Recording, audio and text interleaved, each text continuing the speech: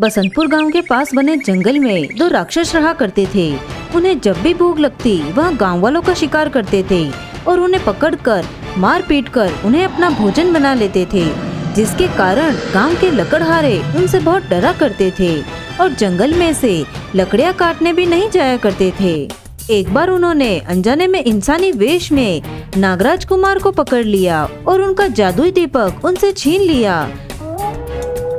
नागलोक में नागराज कुमार, यह तो बड़ा अनर्थ हो गया।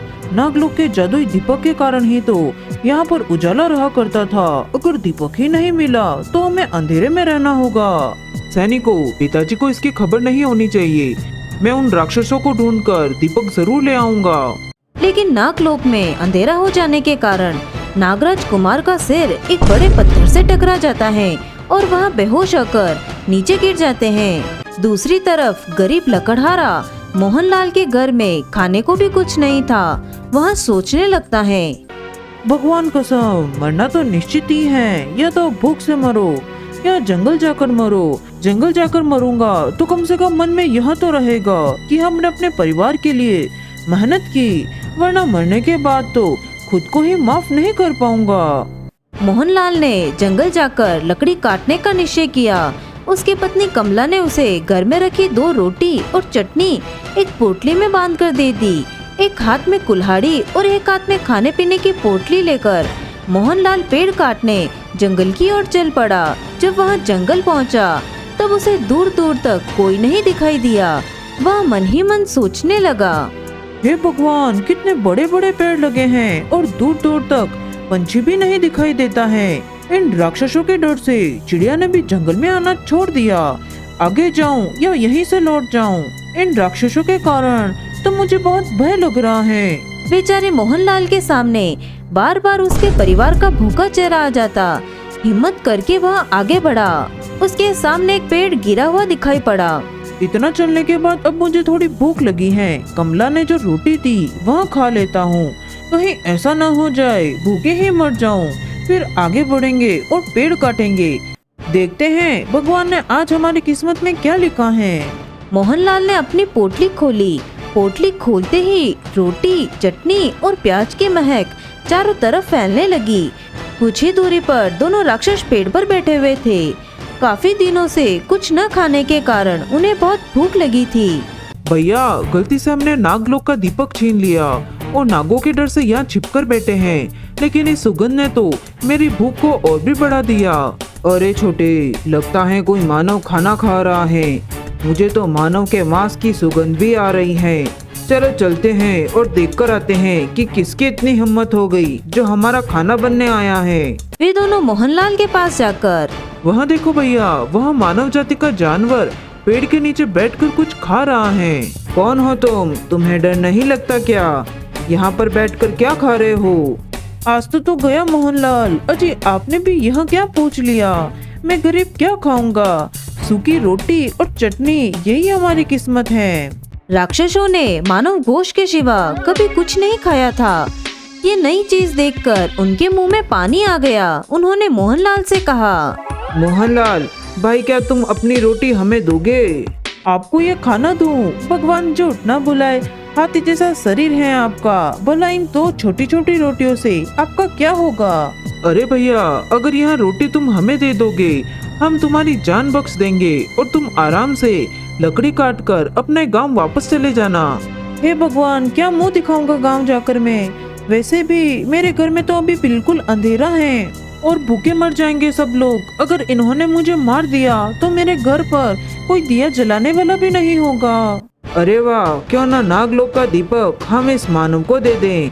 अगर दीपक इसके पास रहेगा तो खतरा भी इसी को होगा और हमारी मुसीबत भी टल जाएगी। बहुत बढ़िया भैया, आपने तो कमाल कर दिया।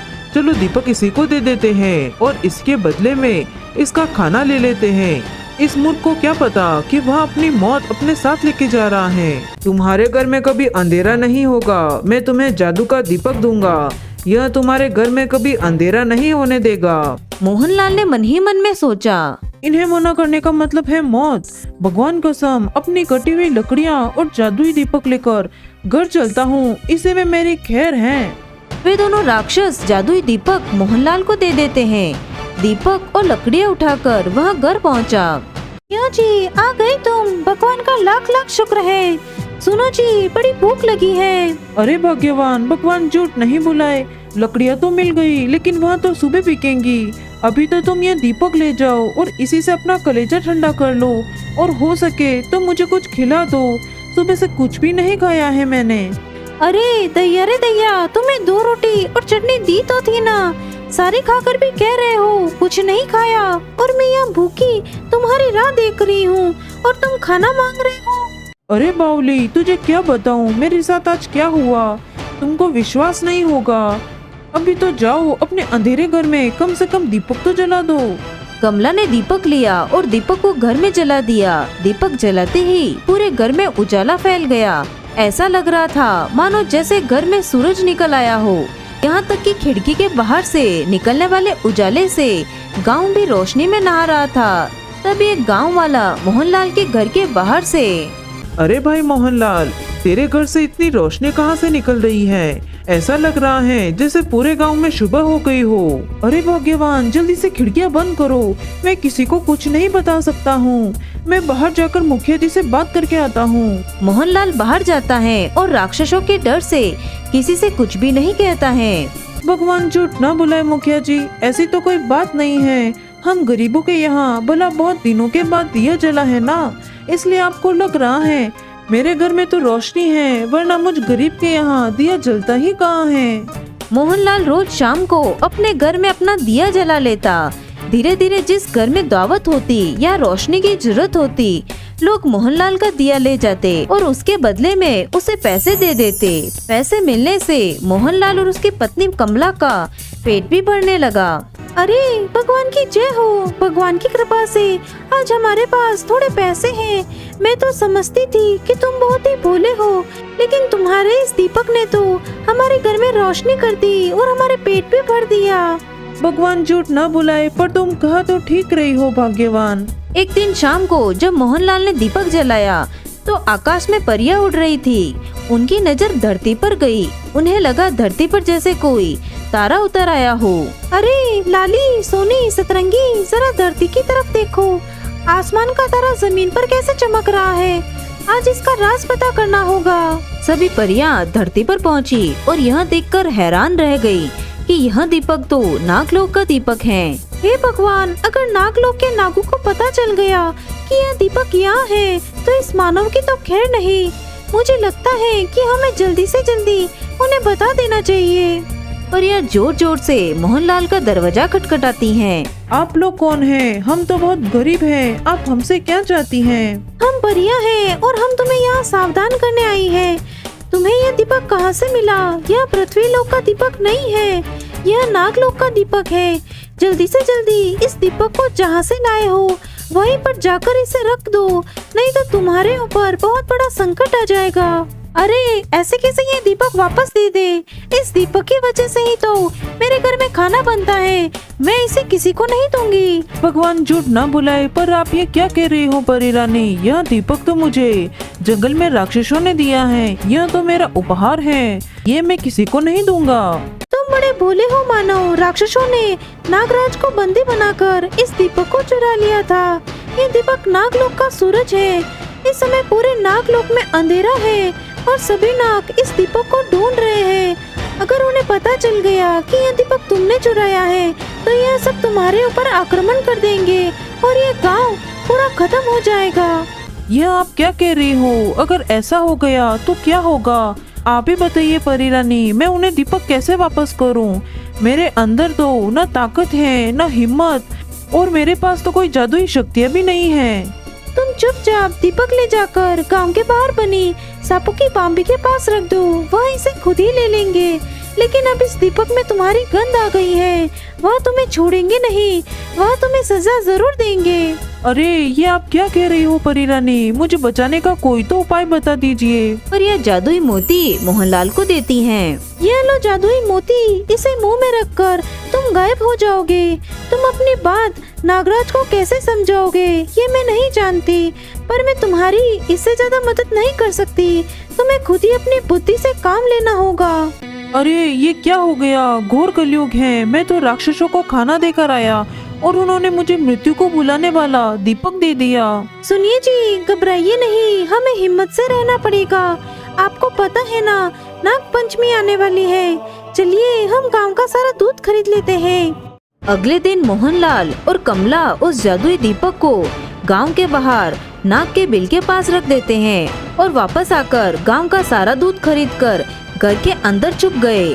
कुछ ही देर में दीपक नागलोक के सांपों को मिल गया।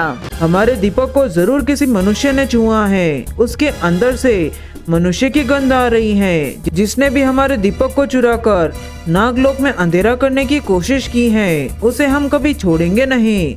उसे इस घनघोर अपराध की सजा जरूर मिलेगी। सभी नाग मोहनलाल की खुशबू को सूंघते हुए उसके घर की तरफ चल पड़े। दूर से ही सांपों की फुनकार की आवाज आने लगी। सभी गांव वालों, आप लोग सभी एक एक कटोरा दूध मेरे घर के चारों तरफ रख दीजिए और सभी अपने अपने घरों के दरवाजे बंद कर अंदर छुप जाइए।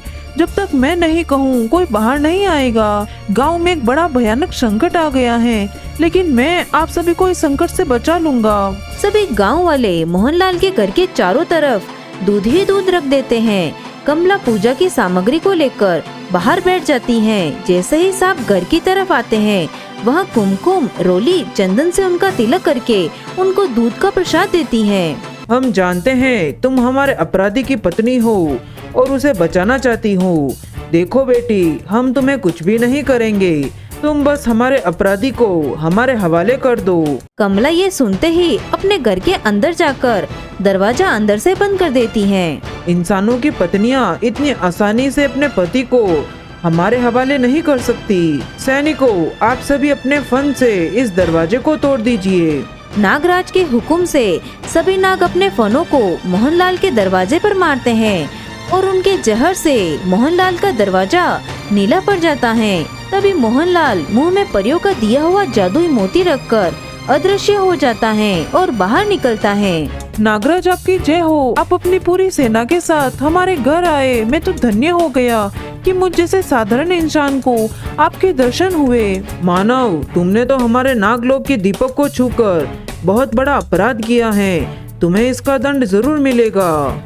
महाराज, मैं गरीब और कमजोर लकड़हारा हूँ। लकड़ियाँ काटकर अपना पेट पालता हूँ। भला मुझ में इतनी हिम्मत कहाँ कि मैं आपका दीपक चुरा सकूं।